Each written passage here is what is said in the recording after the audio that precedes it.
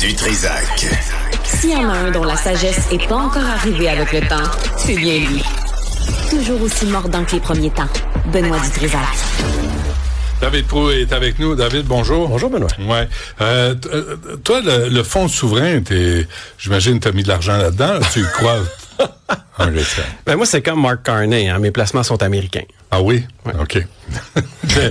ça veut tout dire. Ben, il mène par l'exemple. De toute évidence. Mais c'est à se demander, il est au service de qui en premier? Du peuple canadien?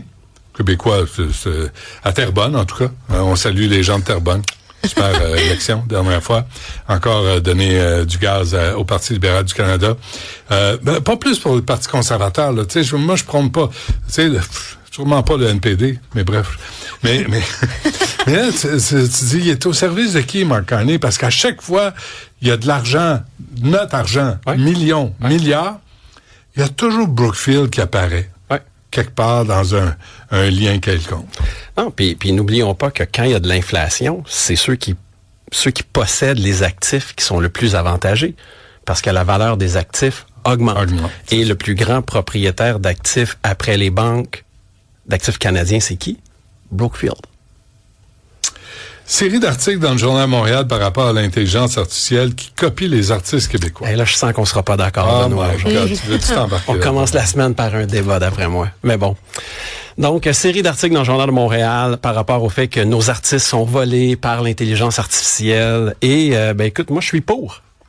Et je sais que là-dessus, on risque d'avoir un petit désaccord, mais c'est correct, hein? On est là pour jaser. On croit à la liberté. Toi, là, quand tu vas faire une crise cardiaque, appelle pas un cardiologue, appelle un maçon, parce que t'as une brique à la place du cœur.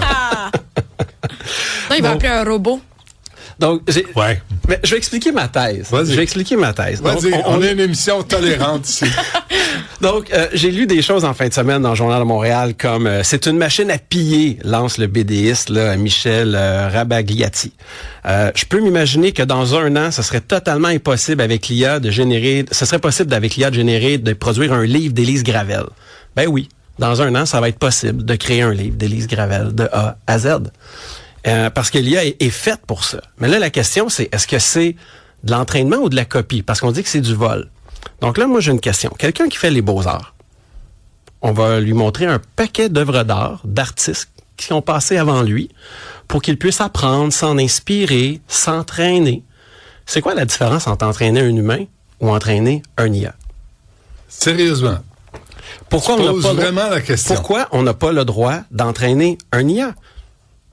Parce que, puis pas juste ça, les nouveaux modèles ont besoin de moins en moins de connaissances. Et là, il y a 3 ans, là, tous les bien-pensants d'IA au Québec disaient il faut s'assurer que les modèles intègrent les éléments de notre culture. On veut pas avoir d'un modèle qui emmène juste les valeurs américaines. On veut un modèle avec les valeurs québécoises. Non, mais t'oublies l'aspect créativité, l'aspect remise en question du pouvoir établi, l'aspect de rébellion des artistes. Ce que t'as pas, toi. Toi, t'es un gars qui calcule. Benoît, ce qu'on a pu. On avait ça dans les années 70, rébellion contre les institutions. C'est quand t'as vu des artistes se rebeller contre les institutions dans les 5 dernières années? Tous les woke sont vraiment rebelles. Ben non, mais ils sont supportés par le fédéral, les woke. T'es pas d'accord avec eux, mais ils sont à leur façon rebelles. Mais ils servent le pouvoir établi. Les woke servent le pouvoir, ils servent les libéraux, ils servent le fédéral.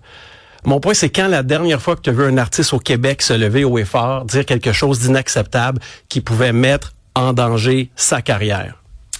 Attends une seconde. Bon, c'est pas grave. C'est peut-être même plutôt l'inverse qu'on voit, tu sais, le conformisme. Ben oui, ou de plutôt refuser de se prononcer ou de défendre. Mais là, c'est parce qu'il faut comprendre aussi, là, parce que moi, j'ai participé à ces affaires-là. Les artistes aussi sont à la merci des gens qui sont en position de financer et de décider. Fait que, par exemple, les directeurs de programmation, c'est eux qui vont déterminer si un artiste va pouvoir s'accomplir ou s'il va être au chômage. C'est cette personne-là qui va donner le contrat ou pas. Que ce soit juste là-dessus, la SODEC, Téléfilm Canada, c'est pareil. C'est qui va décider qu'on va laisser des artistes s'exprimer sans les juger. C'est pas l'intelligence artificielle qui va être rebelle. C'est là mon point. Ah non, attends, mais quand tu diriges l'intelligence artificielle, tu es capable de lui faire chanter des choses rebelles. Et là, en fait, tu viens de me donner l'argument que j'avais besoin. Parce que si tu élimines l'aspect économique de l'art, où tu n'as plus besoin de louer un studio, de payer un paquet de choses. Non, mais attends, gagner la vie, ça, c'est quelque chose. Puis on va y arriver dans 2 secondes.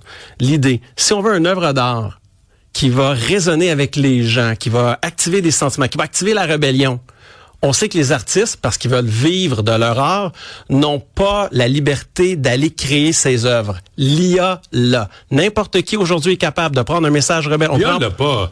L'IA va l'avoir si la personne qui commande ce qu'elle veut va être belle elle-même. Ça veut dire que toi et moi, ensemble, si tu veux, je peux même te proposer ça comme projet d'un après-midi. On peut écrire une chanson par IA ensemble.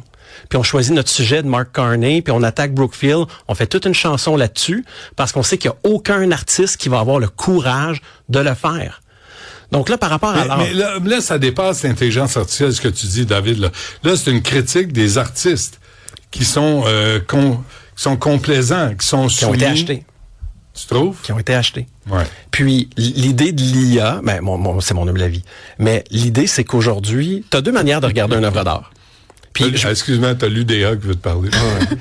Moi, je me souviens, j'avais un prof au cégep, André, m'avait fait lire Grandeur et décadence des Romains, ça l'avait changé ma vie. Puis après ça, moi, tu sais, je suis un fils de mécanicien, là. Tu sais, on est des travaillants, là. Puis, pour moi, l'art, c'était distant, c'était élitiste, j'y avais pas accès. Puis, il a dit une phrase qui a changé mon regard par rapport à l'art.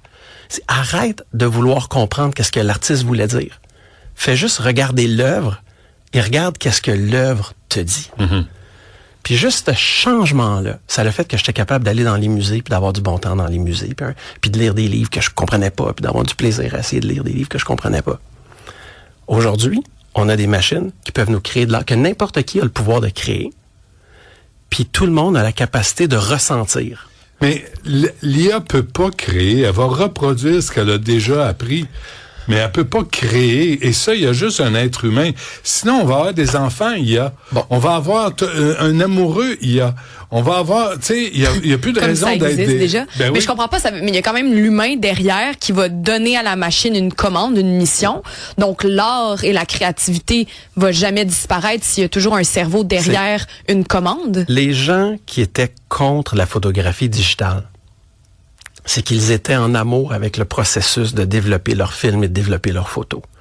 Les artistes qui sont contre l'IA, c'est qu'ils sont en amour avec leur méthodologie de créer leur art. La comparaison est pas bonne parce que le photographe, là, c'est un outil.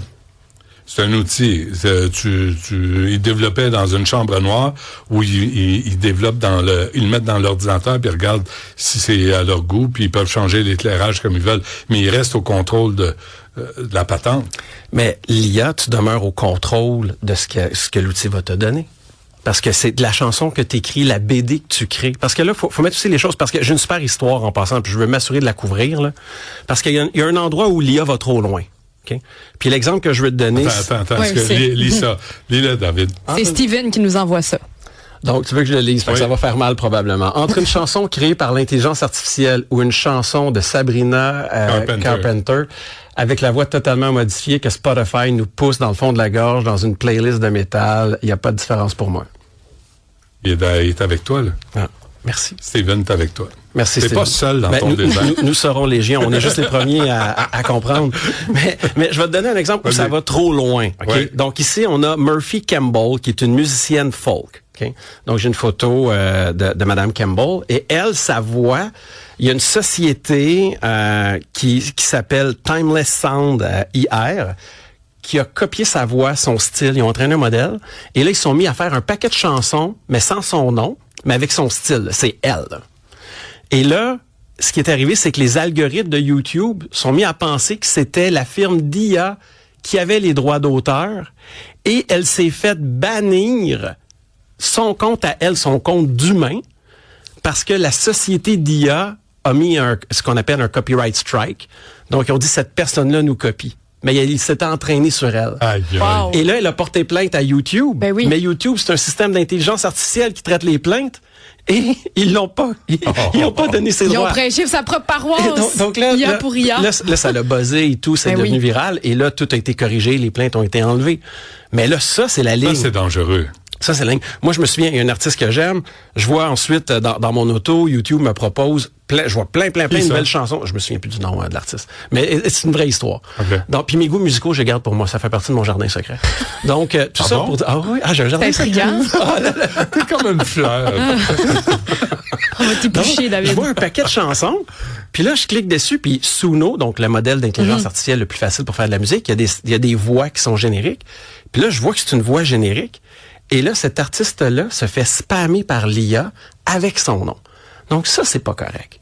Je comprends pas ce que tu veux dire. C'est que, tu peux sélectionner des chansons par l'artiste. Donc, tu cliques sur l'artiste, tu as des chansons. Oui. Je clique sur l'artiste, il y a un paquet de chansons qui sont pas les siennes, qui sont générées par IA. Donc là, ça, c'est pas correct. Ça, c'est voler la marque de quelqu'un. C'est voler la personnalité de quelqu'un. C'est quoi la différence entre ça puis d'avoir un BDiste qui dit, moi, demain matin, dans 1 an, on va pouvoir piquer tout l'univers que j'ai créé et faire un paquet. Moi, je n'ai fait des BD pour enfants et Gertrude. Fait que l'IA peut prendre ça puis commencer à utiliser les personnages, à faire des storylines puis de publier. Mais voilà autrement. Tu pourrais te mettre, toi, à produire une tonne de Gertrude avec le tiers, le quart, le 10e de l'effort. Mais c'est l'IA qui va le produire, c'est pas moi. Si l'IA, c'est uniquement un levier cognitif. C'est un outil. Tu le gères comme un fouet. Puis tu dis, je vais aller là, je vais aller là, je vais aller là. Dans le fond, ce que tu dis, il faut qu'on se quitte, là, je comprends bien, David, c'est qu'au lieu de dénoncer, les artistes devraient se mettre à jour, comme les photographes, et utiliser l'IA à leur avantage. Exactement. Pourquoi t'as pas commencé de même? J'avais 10 minutes à meubler. Alors, c'est quoi la playlist? Ah, écoute, Jardin secret. Jardin secret. T'as-tu failli me le dire? J'écris une playlist Jardin secret, juste pour ça. T'as le droit d'aimer Taylor Swift. C'est correct, on va pas te juger. On va pas te juger, il y a tellement de monde qui aime ça ici. David, Taylor Swift. C'est correct.